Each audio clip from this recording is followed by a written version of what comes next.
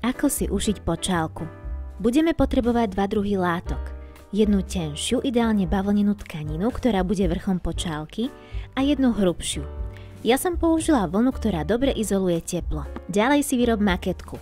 Tá moja je v rozmere 12x12 cm, pretože chcem počálku v rozmere 10x10. Na každú stranu som preto pridala 1 cm ako švikový prídavok.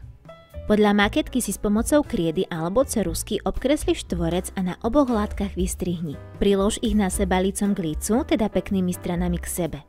A nezabudni si ich poriadne pripnúť špendlíkmi. Tieto dve časti zošiješ dokopy, a to tak, že na jednej strane vynecháš otvor približne 3 až 4 cm. Líniu šitia si pokojne nakresli. Vyber si nitku vo farbe počálky a navleč ju do stroja alebo na ihlu, ak budeš šiť v rukách. Takže ešte raz. Tieto dve vrstvy prišieme na 1 cm od kraja s tým, že na jednej strane vynecháme otvor. Malo by to vyzerať takto.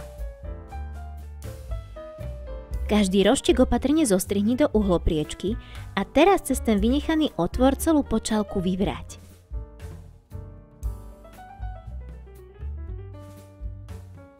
Poriadne povystieraj kraje a dôkladne ju prežehli. Otvor zaši na milimeter od kraja alebo neviditeľným stehom. Aby obe látky počálky držali, preštepovala som ich.